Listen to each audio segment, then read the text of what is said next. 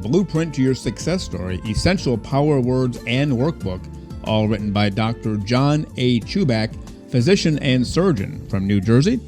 I'm Dr. Paul Reeves, your host and moderator, also host of Dr. Paul's Family Talk radio show. Also as part of the panel, Dr. Diane Chuback, CEO of Chuback Medical Group, and Dr. Deborah Waitley, psychologist and author from California. So sit back, relax, and enjoy as we take you through the entire book, The Blueprint to Your Success Story, Essential Power Words and Workbook, all written by Dr. John A. Chuback, MD.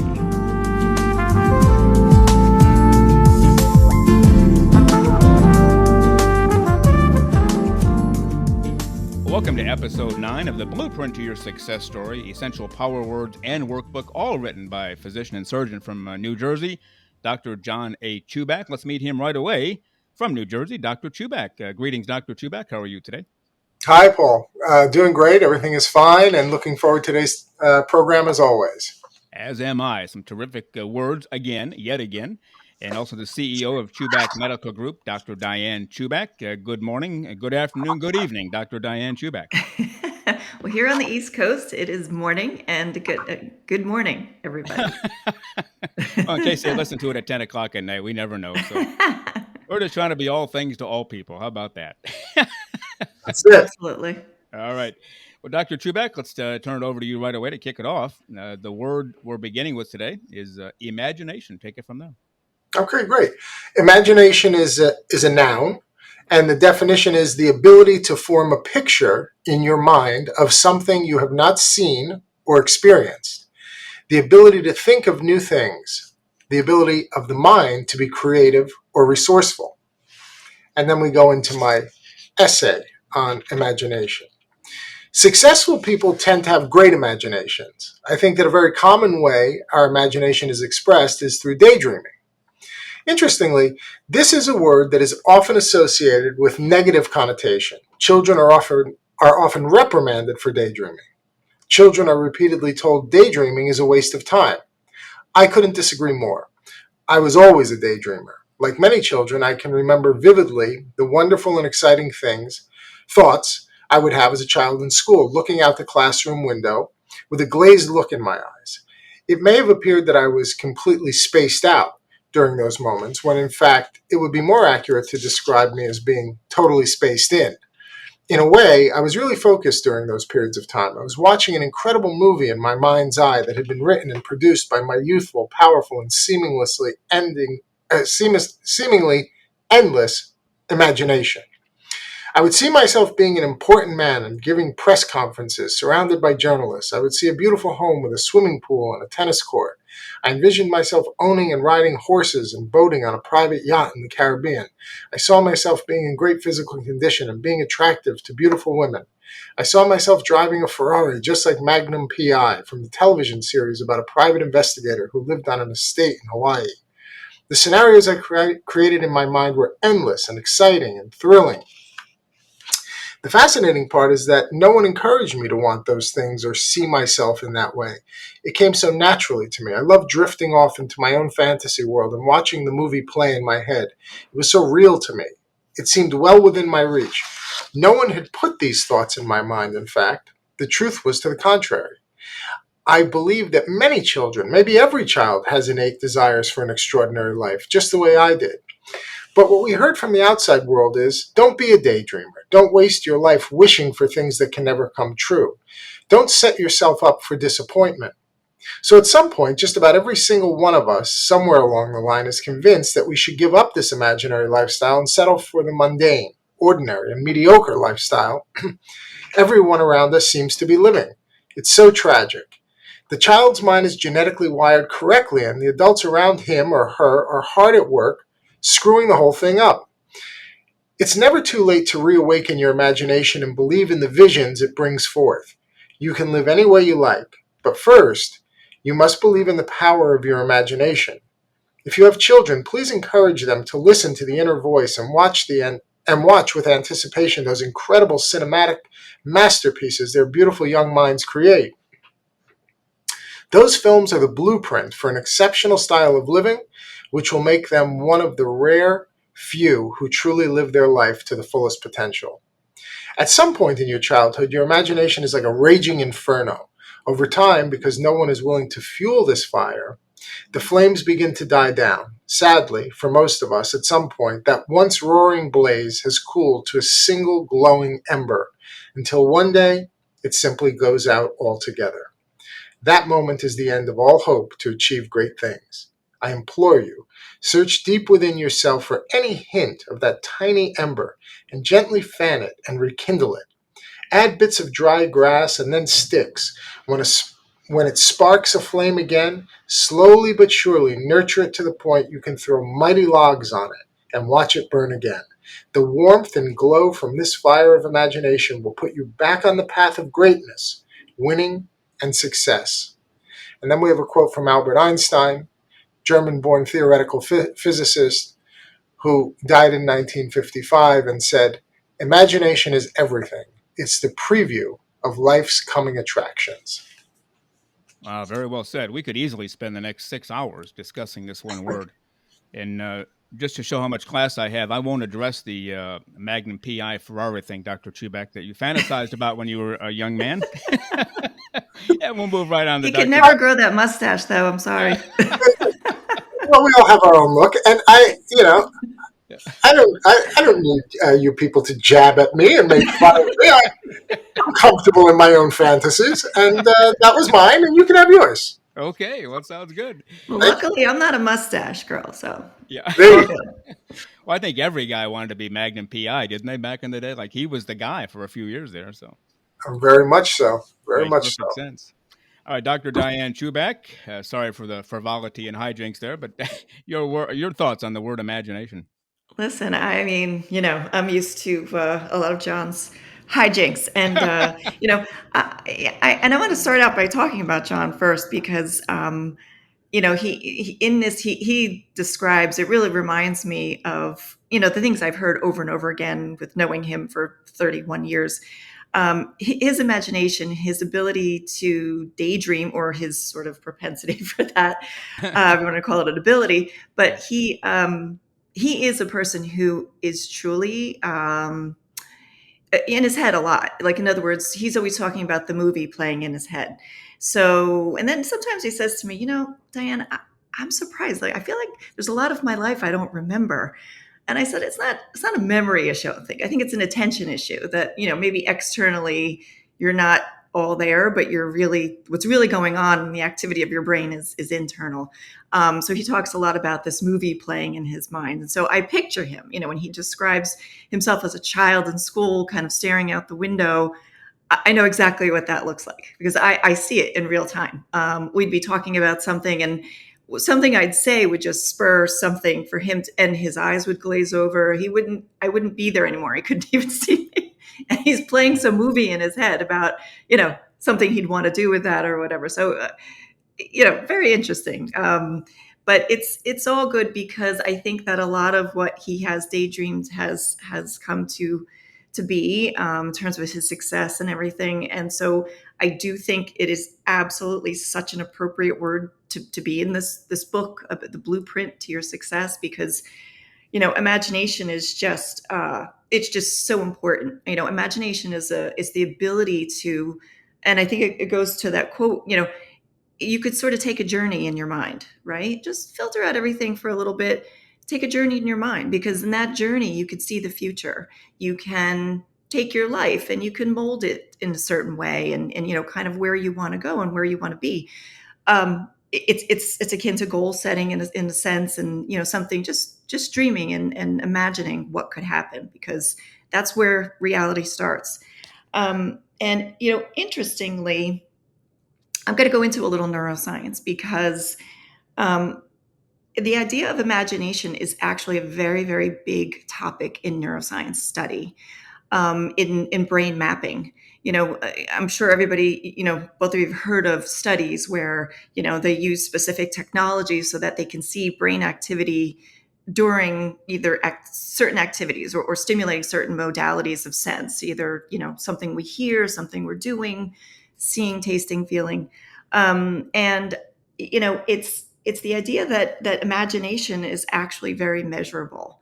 It could be looked at very scientifically. Um, so, in other words, when something happens to us in the real world versus when we are imagining that we're doing something or something's happening, it's the same neural connections are actually being strengthened. And I mean, I'll go into a little bit of technical stuff. Something, we've all heard of MRIs, right? It stands for magnetic resonance imaging. Functional MRIs, this is a method to look at activity in the brain by means of measuring blood flow. And when you have blood flow, it's indicating that the brain is requiring a little more oxygen because in this particular area, things are really churning. So it's given us a lot of insight into areas of the brain that are involved with different functions. So one of a very interesting MRI study that came out of Harvard, they looked at piano players, or actually no, piano playing, I should say. They took a group of people, split them into three groups. One thing they all had in common was that none of them were piano players. One group was taught very vigorously for several days how to play the piano. Another group was just taught same room, same conditions, physical conditions around, just do nothing, just sit in the room, same environment. And then the third group was told, imagine yourself playing the piano. Imagine yourself, we're going to teach you, but you're not actually going to do it or move your fingers, but we're going to teach you. And interestingly enough, and they used these brain imaging studies, and they showed that areas of the brain, the first and the third groups were extremely similar in terms of the brain activity, which just goes to show you that, it's the imagination is really a neurological reality. And this is what they say. And it has the true, imagination, it has a true physical basis in the brain. And, there have been, John has talked about actually this in the past where when he was a general surgical resident and he was learning all of the different skills of surgical procedures, the tying of knots, the imagining himself, he was about to go in and do an entire heart surgery on someone. And he would just lay in bed the night before and he would imagine it from start to finish. All of the steps, all of the people involved, all of the things, the instruments, managing the vitals of the patient under anesthesia, et cetera, et cetera. And then imagining everything going beautifully well and perfect. Patient did not have to go back to the OR for bleeding, or the actual surgical result was perfect and excellent. And this is how, he says this all the time, and I'm sure you agree, John. Honing your skill and your craft can really be augmented by just doing it in your head first, because those neural connections are strengthening. This is, again, I remember even, when I'm not much of a public speaker. I don't get a lot of opportunities for that. But I remember when I was in my business school program and we worked on that and we tried to hone that skill a lot. And, leaders in business, they need to speak and to influence and so on and so forth. But the one thing my professor kept telling me, you have to practice, practice, practice, practice. So everybody knows, to get good at something, you need to practice. But nobody really understands that, so much of it takes place in just honing and really strengthening these neural circuits. So imagining yourself doing it ahead of time, going in front of a big mirror, your bathroom vanity, and just doing it so many times, because you're watching yourself. You're not just, saying what you're going to say, practice saying it, but you're imagining yourself in that situation. How are you going to react? What are what body language are you going to be giving? All of that goes into strengthening those neural connections and to be, to really enhance performance that way. So imagination, I feel it's a huge word in personal development. And it's, like I said, it has strong scientific basis. Okay, just a couple of thoughts on my end. Then we want to hear Dr. Chuback weigh in on everything he's heard so far. Dr. Chuback, you've mentioned Dr. Dennis Waitley many times as one of your mentors. And I had somebody gave me his book, I think when I was 23 or 24 years old, The Seeds of Greatness. And that's where I first learned of that whole deal we're talking about on today's show with imagination. And he even related it to, I think, basketball players. When they step to the free throw line without the ball, they pretend like they're shooting. And he said that's because the mind, I forgot exactly how he said it, but correct me if I'm wrong, but the mind doesn't know the difference between a real act and an imagined act. That do I have that correct? The mind, not the brain. Well, the subconscious mind. Okay, okay. The subconscious mind cannot tell truth from fiction or reality from fantasy.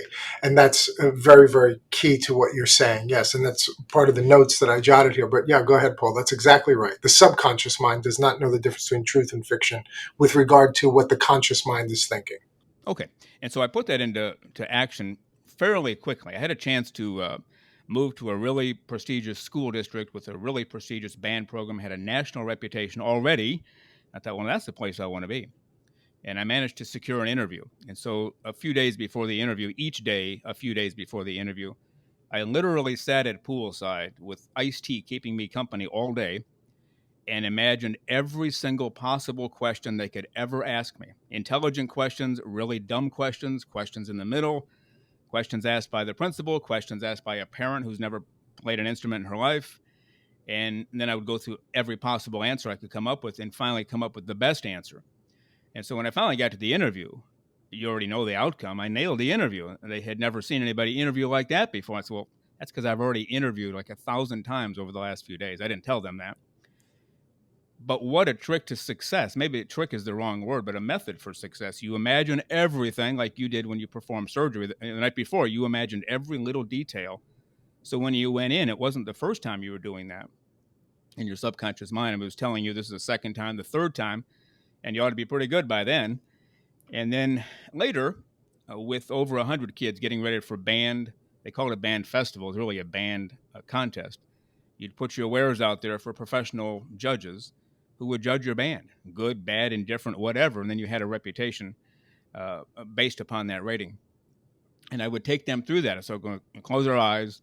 And we took almost a half an hour for this on the day of the actual contest. Close your eyes and pretend in your mind, picture we're walking to the school bus.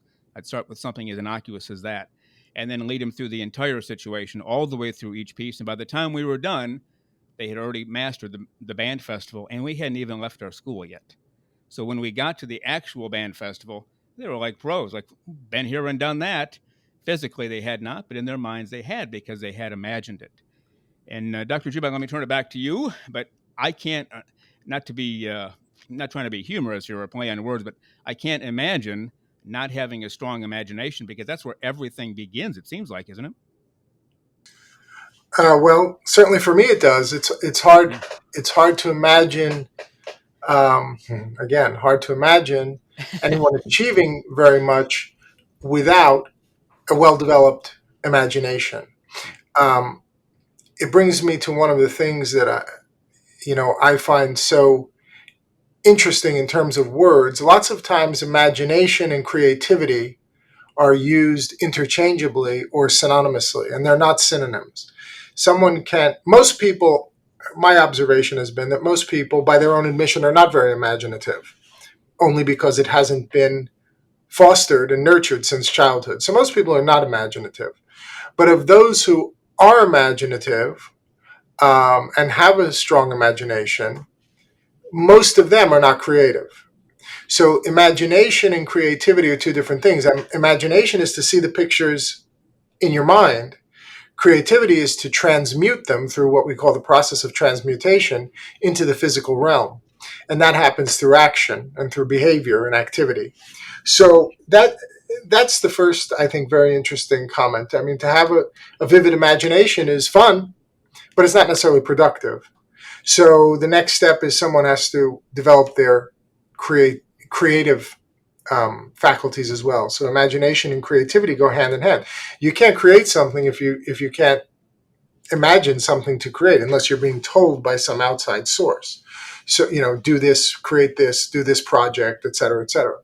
So imagination is essential there. You and Diane both touched on something which goes back to one of the seminal studies in psychology in this area. And the original study that I'm aware of, going back, I remember studying this back in my college days in a philosophy course that I had, was the basketball free throw shooting experiment. and there's a real experiment that's been published, and you can find it online, the original article. And that article was very similar to what Diane was referring to and what you were referring to, Paul.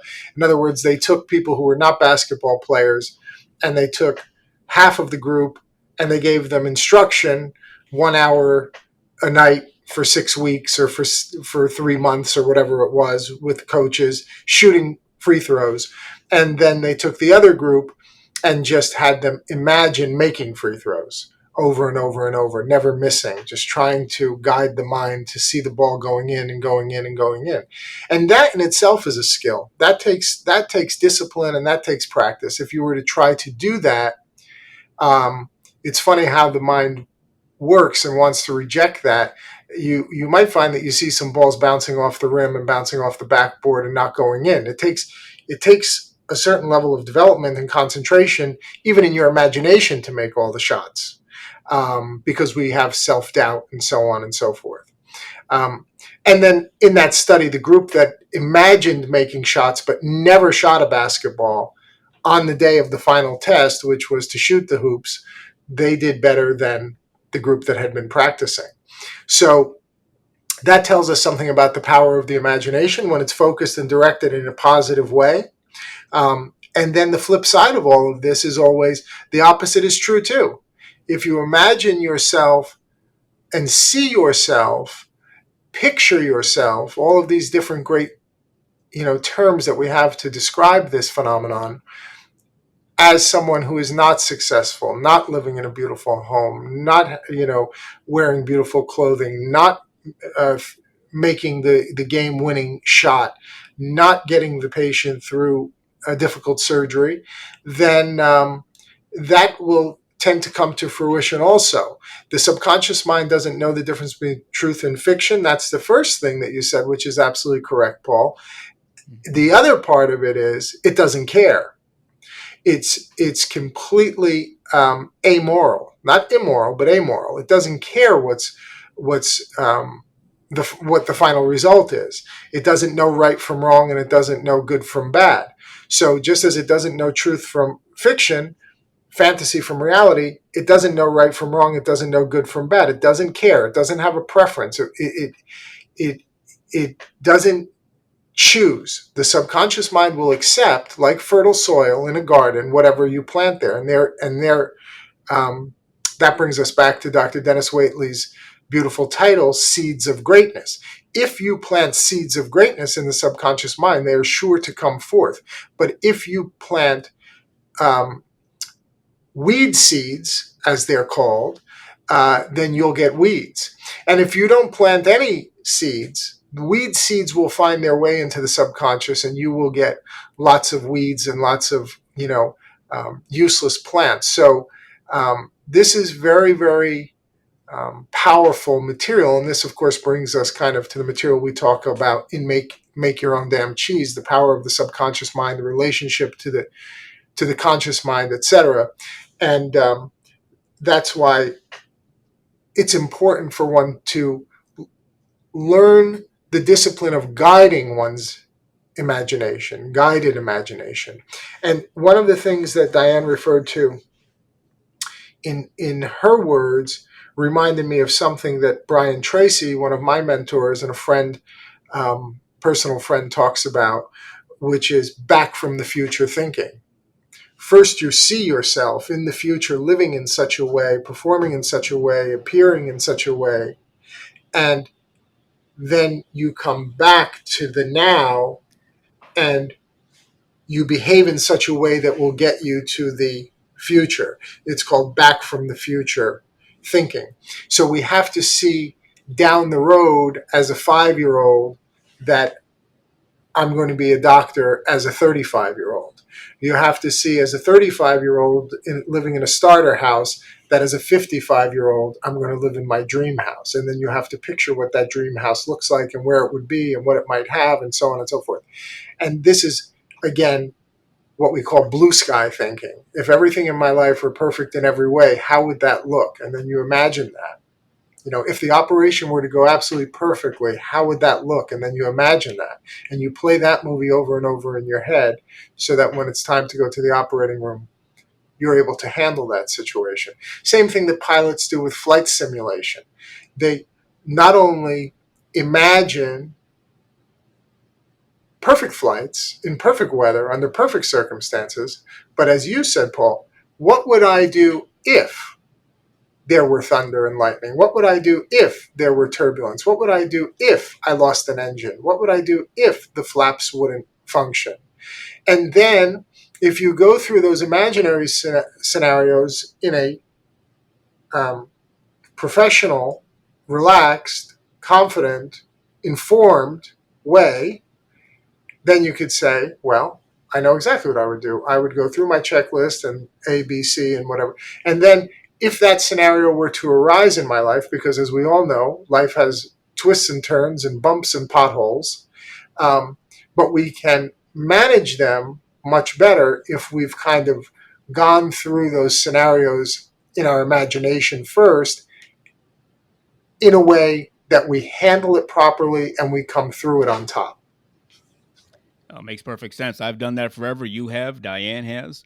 And John, before I turn it back to Diane, you mentioned something about it's not automatic or not necessarily easy to develop the skill of the imagination, like the free throw shooter in basketball.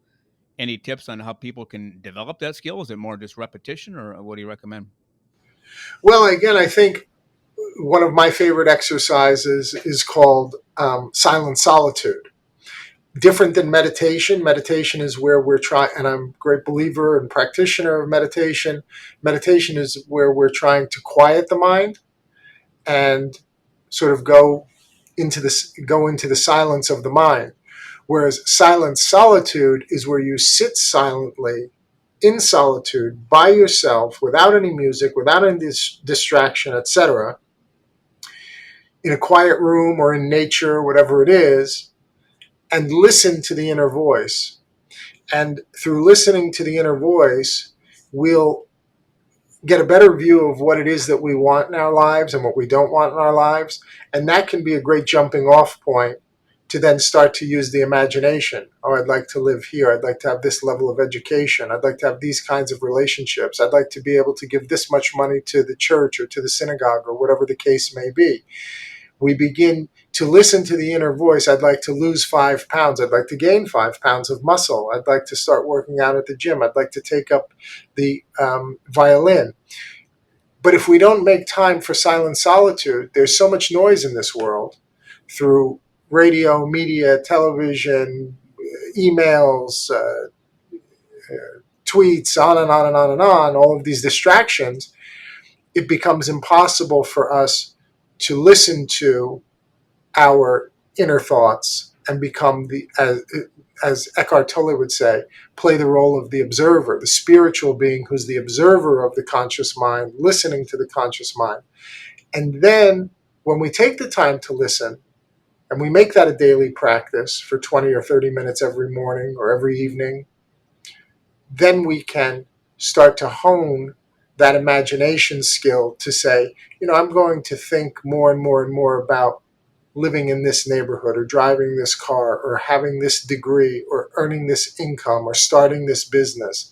And then by repeatedly going over that image of the future, the more likely it is to sink into the subconscious mind, become your self-concept, your personal paradigm in that area of your life, and then influence your behavior, your actions to bring forth those results in the material world, in the physical world.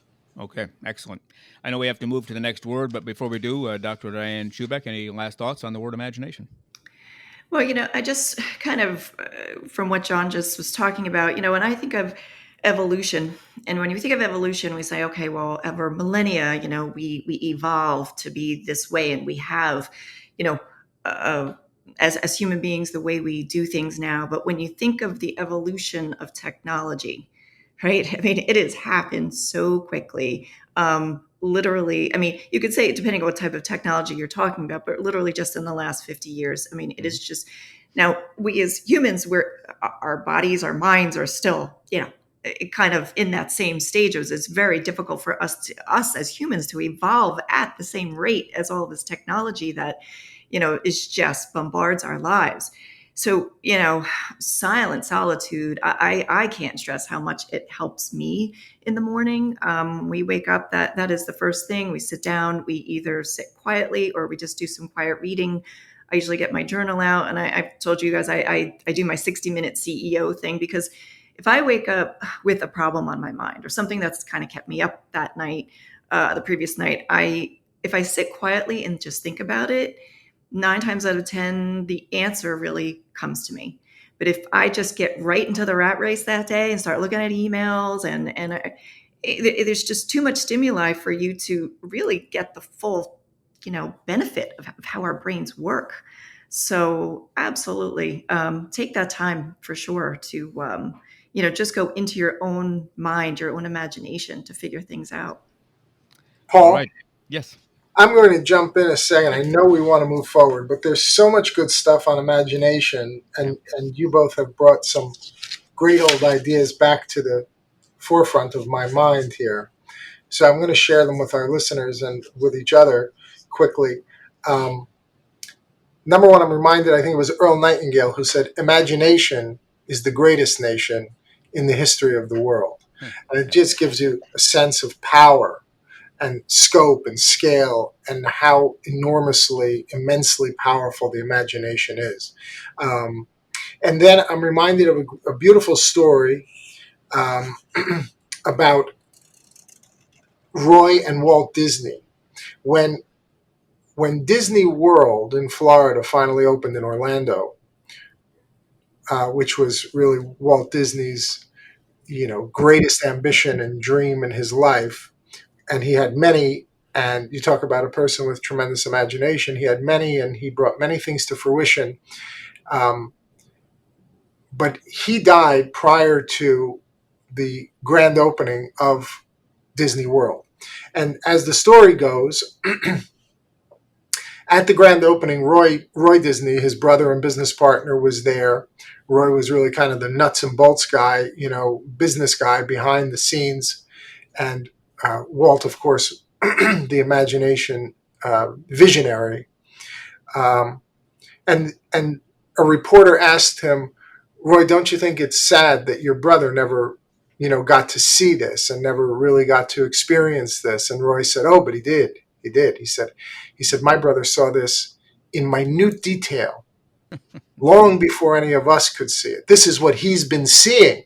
Yeah. You finally have a chance to see what my brother could see when this was, whatever it is, 200,000 acres of Floridian swampland in the middle of Florida. Yeah. He said, when he first came here, this is what my brother could see in his head. And now you see it, not the other way around. He's not missing. He didn't miss anything. Every detail that you see here came from his mind. Every brick in the pavement in whatever it is, Main Street, USA, and the castle and the characters and the shops and the rides, and he saw it all. And that's real back from the future thinking. That's what these great visionaries can do. They see it in their mind first. Everything that exists, every great work of art, for example, exists first in the mind of the artist, and then later it manifests on the canvas or out of the stone or in the clay. And then finally, it manifests in the mind of the viewer when they get to see it. So this artwork is existing 3 times. First, in the mind of the artist as a concept, as an image.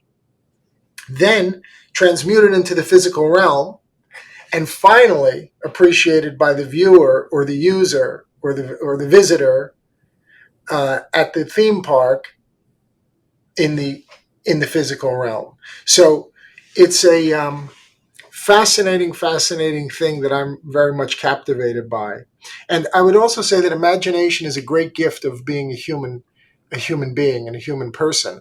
I don't think all the other little animals in nature have that ability to see things in their mind and imagine things that don't exist and bring those things forth into reality. I think most of the little animals, if not all, are functioning purely on innate instinct.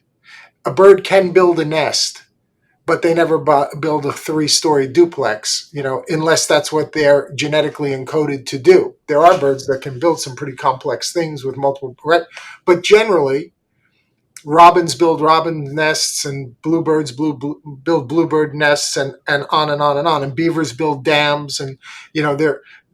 But those things are genetically encoded and completely instinctual. But the but the beaver builds his dam out of wood. He never says, "I wonder if we could collect stones from around here, and that wouldn't be a better, longer lasting situation."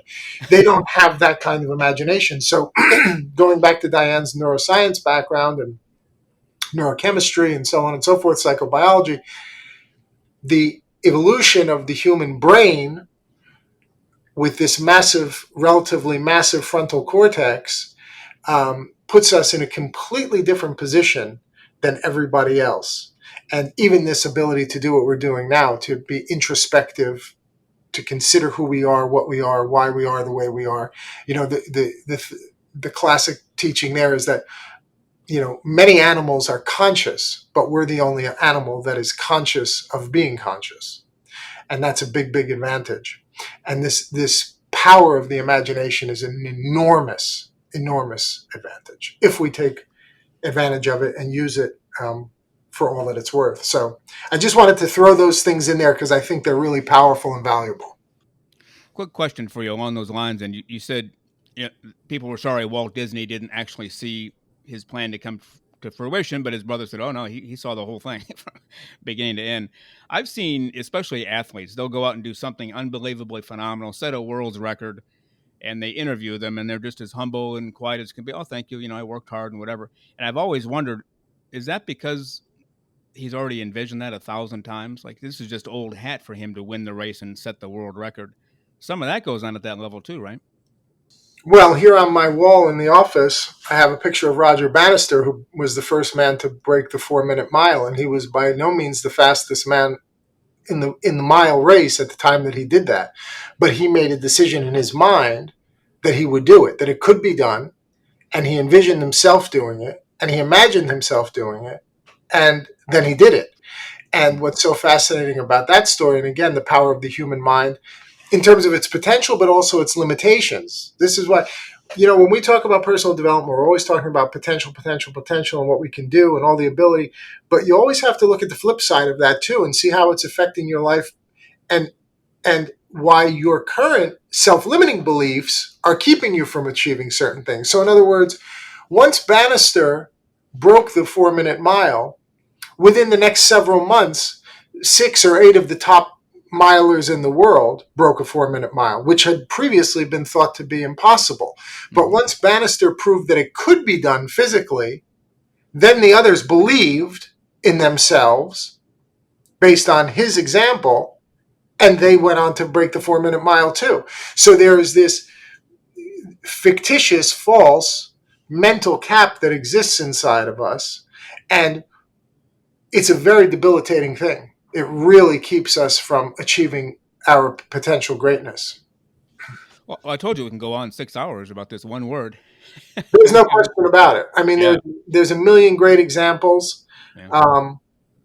And on the positive side, one more example I'll give you on the negative side is that of how they train. For example, they say they train Indian elephants. As a baby elephant, they use a chain and they chain the elephant to a post with a certain circumference that they can walk around that post, and they can't get any further from the post. And as the elephant grows and gets bigger and stronger, they lighten the chain until finally they turn the chain to a piece of rope, and then finally they turn the rope to a piece of twine, and then they turn the twine to a piece of string. And ultimately, after a couple of years, you have a full-grown Indian elephant with all the power and might and strength and so forth. And eventually you can take the string off of the elephant's leg, and he'll never walk outside of the perimeter of that post because his mind tells him, I can't go any further than this. Mm-hmm. So that is an extraordinary thing. I mean, that now, how true or untrue that example is, I can't vouch for, but there probably is truth to it. But we know from Bannister in the 4-minute mile what that means. That once he showed that it could be done, then people say, well, why not me? If it can be done, why not me? Mm-hmm. If Paul can play the guitar with 6 strings, so can I. But if we just lay a guitar with 6 strings in the corner that nobody's played, you say, how are you going to make sense of it? You can't. You need Right. someone to lead the way, the pioneers, the Bill Gateses of the world who believed that there would be a home computer in every home. I mean, that was unthinkable. People said, what do I need a computer for? I'm not a Right. mathematician, an engineer, a computer scientist. Right. But now you couldn't think of a home without a computer. So Right.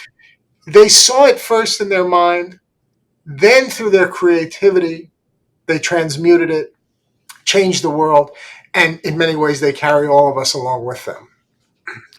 All right. Very well said. Shall we move on to the word impression? It's all yours, if so. Well, I'm looking forward to this word impression. And the reason why is because my beautiful wife, you see, some of the things I imagined as a child came to be. There's the beautiful woman that I was imagining. My beautiful wife told me this morning that in preparing for the show, she really loved what I wrote about the word impression. So I'm looking forward to finding out what I wrote because it's been a long time since I've read this. All right.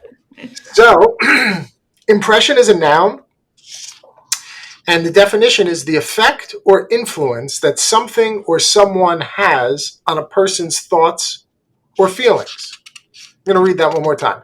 The effect or influence that something or someone has on a person's thoughts or feelings. And then my essay.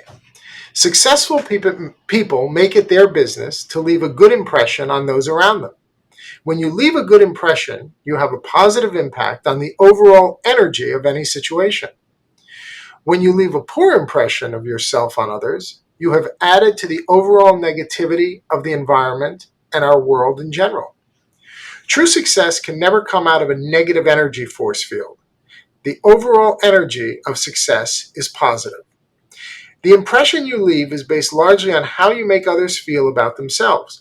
If you make someone feel small, stupid, inferior, or unimportant, they will likely have strongly negative feelings toward and about you. If, on the other hand, you walk away from an interaction with another human being having made them feel great about themselves, the likelihood is that they will have warm, positive, and complimentary feelings about you. How you behave in front of and toward others is what will forge in their minds their impression of you. Your behavior is made up largely of the words you speak and the actions you carry out. What impression would you leave on a group if you elected to wear a bathing suit and a Hawaiian shirt to a formal black tie affair? What impression do you leave if you are unkempt looking in a business environment? How will people judge you? What will they think of you? Do you think they will judge you for who you really are, more than what you are, or less than what you are if you come undressed to a professional meeting? I'll leave it up to you to answer that question. My advice, always put your best foot forward. Work hard on your grammar and vocabulary. Work hard on your physical fitness and appearance. Work hard at your sense of fashion and insist on being well groomed and well dressed. Make it your business to be a positive force in a room. Be complimentary to others and not well known for your hypercritical personality and disposition. Develop a warm, firm handshake and teach yourself to look everyone straight in the eye. Learn to be a good listener so you can be a great conversationalist. A great conversation is never dominated by one of the parties involved. Highly successful individuals learn at some point along the way that people's impression of you is who you actually are. We exist in the world only in the minds of others. If there's an overwhelmingly negative opinion of who you are and what you represent, you need to radically change the image you impress upon other people. This is an essential concept. Work hard on being the best you can be. Start today and make this a lifelong journey. You can never be more than what people perceive you to be. And then we have a quote from Robert Anton Wilson, who lived from 1932 to 2007. He was an American author, playwright, futurist, psychologist, and agnostic mystic. And Mr. Wilson said, I have never experienced another being. I have never experienced another human being. I have experienced my impression of them. And I think that's a great quote. So with that, I'll pass it along to you guys. All right. And I'm guessing you go along with the old adage, you don't get a second chance to make a first impression. You want to make that good impression right away. I think that's for sure. Yeah. All right, Dr. Diane Chuback, CEO, Chuback Medical Group. Take it away. Impression. Yes, and I was even going to mention that myself. That was something I heard a lot growing up. Yeah.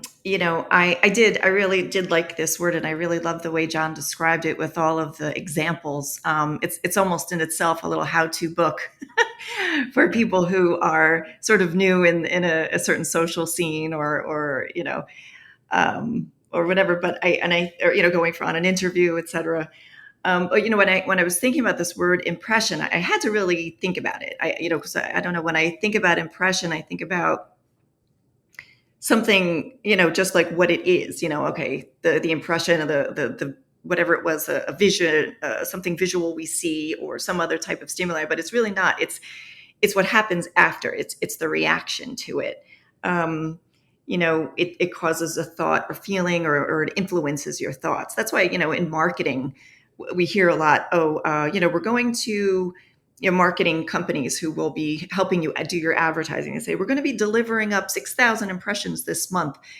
And, you tend to think of it just as like, okay, it's just going to flash 6,000 times. But no, they say it's an impression, because even in that maybe half a second that they'll see it, it's going to influence the way they're thinking in that moment. Is it clickbait? Is it something that they're going to react to and want to see more of?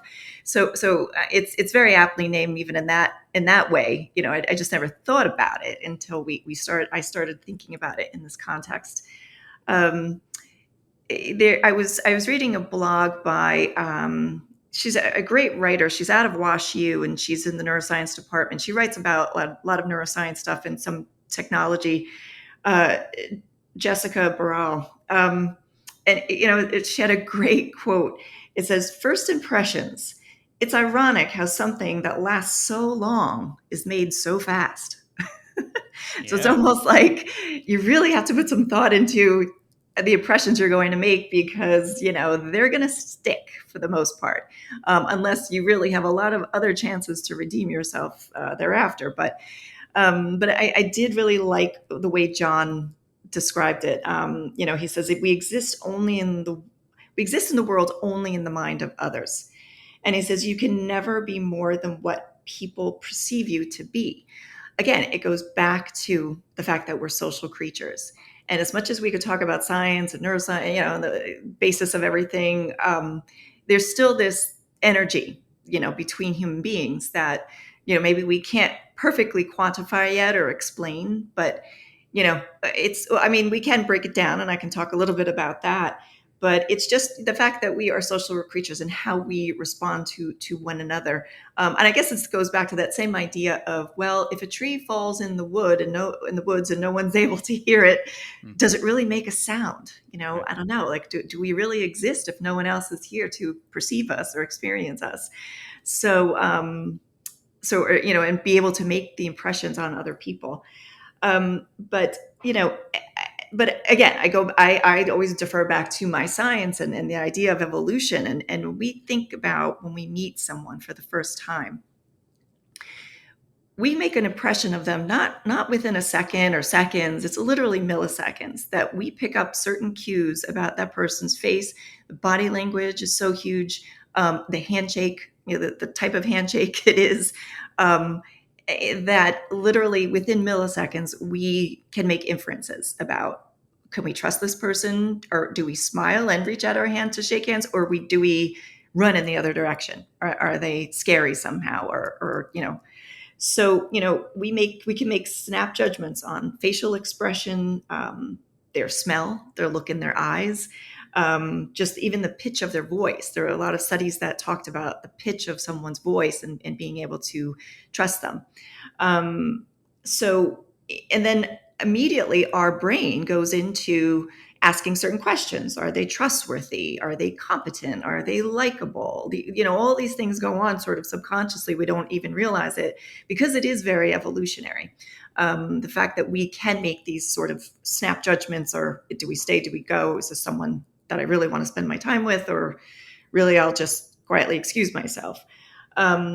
So these inferences are just based upon our past experience. They're very subjective, not saying if these are right or wrong. They're just very subjective. They're just based upon our past experiences with people, our memories, and I think most importantly, our intrinsic values. So where that goes, okay, we're going into now, we're preparing, like you were talking about, Paul, you're going to be interviewed. So you're imagining certain questions and things like that, imagining yourself being in there because, you want to come across as someone who is going to fit in with that group of people, and that it's going to be a match. You know what I mean? It's going to be a connection. So those are the kinds of impressions you want to make. I think someone who is a rock star, right, a music artist or something, if you're going to some kind of forum where there's other, musicians and artists, you don't want to show up in a suit and tie. I mean, you want to be yourself. You want to be, because those are your intrinsic values. And if you're trying to appeal to someone of like-mindedness and someone of those same values, you want to make that impression, that same impression on them. So, and it goes, I mentioned, handshakes, and John mentioned, and I love this because it's just like a nice, well-rounded out concept of like a strong, warm handshake. Not strong where it's just like, like a crushing somebody, but it's just that nice interplay of warmth, right? You can put that out there. You can exude that with a handshake. And don't go too overboard with one way or the other. Don't be really shaky about it or hold on too long, or, just quick and warm and stuff, because handshakes are really, really important in telling people how trustworthy you are, how confident you are, how assertive you are. Maybe you're a little too much and that person's a little turned off by that. But these are all these incredible snap judgments that we can make because we're just evolutionarily programmed to do so. And Paul, you mentioned that it's a common saying. I don't know who originated it, but I thought my mother did at the time when I was a kid. But she always said, you never get a second chance to make a first impression. So my mom she didn't walk to the mailbox without her makeup on, her hair done very nicely, nice clean clothing, to the best of her ability for whatever she was doing that day.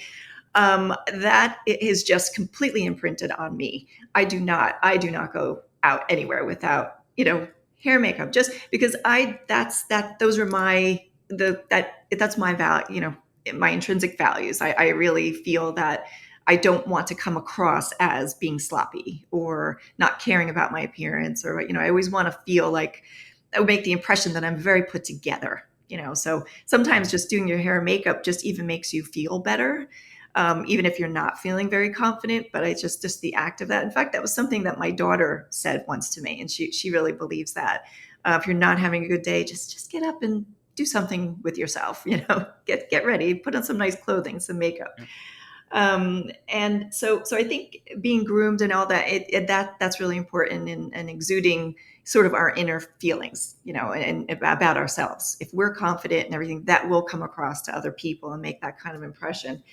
And in our society, it's very important. I mean, wasn't so big in my generation, at least not to my knowledge, of sort of socioeconomic status that I grew up with. But I think more so in the 50s and 60s, young women were sent to finishing school because, just to hone all these little practices, all these little things, the nuances that people will pick up about you, stand up straight, speak clearly, always be groomed, and et cetera, know exactly which fork to pick up first in the table, and just your table etiquette.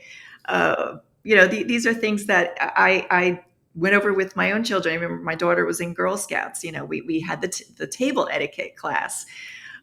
So when you never know who you're going to be sitting next to. You never know who you're going to be in a meeting with. And if you show sort of kind of wonky habits, unrefined habits, I mean, it's, that could actually not get you invited next time. So I think that, impressions are really, really important. And again, I love John's sort of little how-to guide here. Yeah, very well said. And of course, I spent a lot of years as a school principal, which meant just about every day. I don't think there was ever not a day where I didn't meet somebody new. Somebody had to meet me, a new parent, a community member, a business person, whatever. Okay, this person wants to meet you at 2 o'clock. Okay, so I knew consciously, and I think that's the key here. You have to be consciously aware of this. I have one moment to make an impression on this person. Might never see them again. Might see them 100 more times. I don't know, but I'd better do a really good job because this person could be somebody of influence. They could know 1,000 people of more influence. And plus I'm representing the school. So I don't want them walking away and, well, the school looked okay, but that principal was kind of a fool. Well, that doesn't do anybody any good. Didn't do me any good. Didn't do the school district any good. So I guess that would be my 2 cents, to be consciously aware of the impression that you make. And Dr. Chuback, let me turn it back to you. Your final thoughts on impressions and what you've heard so far, and anything you wanted to add to the mix. Well, again, I think a lot of great ideas that Diane is sharing and that you're following up on, Paul, that led me, again, as always, jotting feverishly lots and lots of notes, things I really hadn't thought of before. And that's why these discussions, I think, are so important, not only for our listeners and our viewers, but for us to be a part of. It's such a wonderful thing to take part in. When you look at that word impression, one of the things that now came to mind as we look at it more, and Diane's idea of the tree falling in the woods is exactly what I was thinking about. The old question: if a tree falls in the woods and no one is there to hear it, does it make any sound? So the same thing. If you were living alone on the planet with nobody else to see you or to interact with you, could you make an impression? And I guess the answer is no. We can only make an impression on other people. And so the other word that's related is impressive. You meet someone and say, wow, he was or she was really impressive. I mean, that's a really impressive person. What does that mean? They're impressive. It means they've made a really strong impression on me. They've made an impression on me. And so that's a very kind of physical feeling to that process. And when you say, how do you make an impression on me? Well, you're making an impression on my mind, and as the definition starts, my thoughts and my feelings, how I feel about you, how I feel being around you, what I think of you. Like, you really made a big impression. Now, it could be bad or good. Guy really left me feeling terrible. I mean, he really made a very negative impression on me. You don't want to be that person. So the guy left a really positive impression on everybody. He came, he met with the group, and he was really impressive, or she was really impressive. I mean, we'd like to have her back, to speak again, or we'd like to hire her to be a part of our team.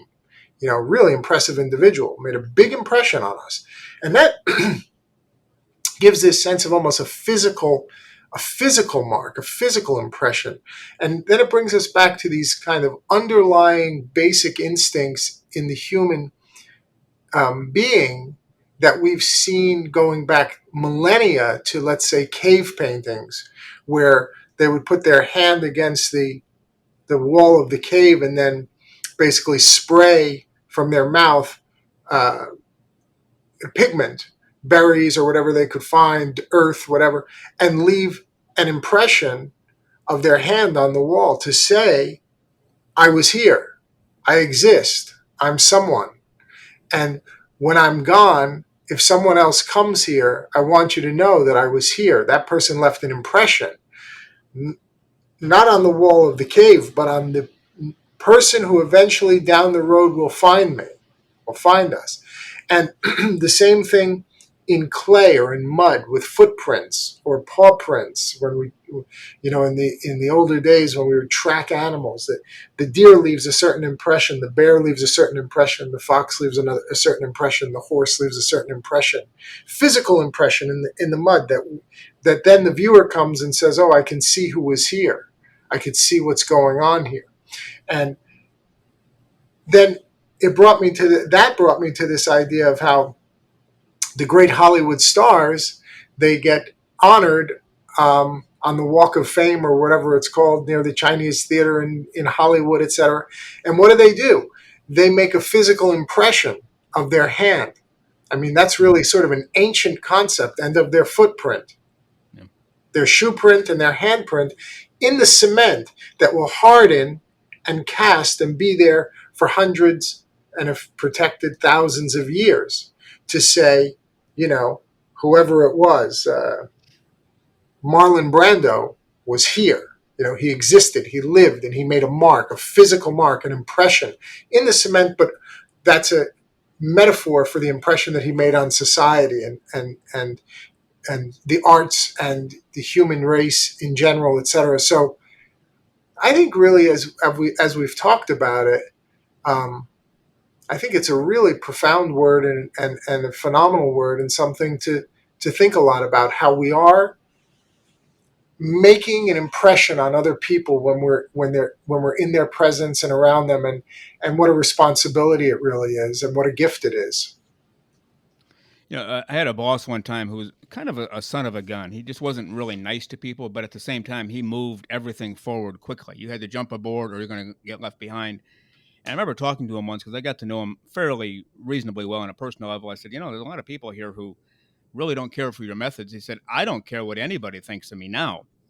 He goes, but when I leave, I don't want them to ever forget that I was here. I thought, well, okay, that's pretty profound, because nobody's ever going to, and this was 20 years ago, no one's ever going to forget that he was there because he did so much while he was there. That's the impression he's left now after 20 years. They've forgotten about the negative stuff, his personality, but they remembered all the big changes that he made that made them so much better.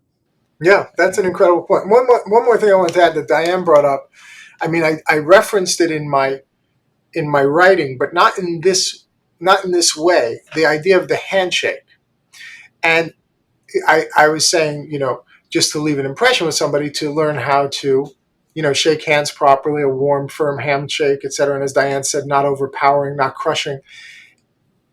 So the impression that you leave with somebody. But interestingly, again, as I got into this thinking of the print left in the clay or in the mud or in the cement, the handshake is a physical impression that you're kind of leaving in the palm of the other person. You're sharing your physical impression with one another in that moment. So I would have never thought of that without today's conversation, but I think that's a beautiful thing also. And we will conclude right there. Dr. Diane Chuback, Dr. John Chuback, The Blueprint to Your Success Story, Essential Power Words in the Workbook, all written by Dr. John A. Chuback. Dr. Diane Chuback, CEO, Chuback Medical Group, thank you very much, and we will see you next time for episode 10. Thank you, Paul. This was a great show. A lot of fun. Yeah. Thanks, Great Paul. job. Great job as always. Yeah, Dr. John Chuback, thank you, obviously, for writing the book and putting this show together, and thank you for your words of wisdom. We'll see you next time as well. It's my pleasure. Hopefully our dear friend Deborah Waitley will be back with us next time. But I enjoyed our program. Great conversation. Thank you both so much. Yes, we miss Deborah. Hopefully she'll be back. We'll get her next time. Yeah. One way or the other, we'll get her back.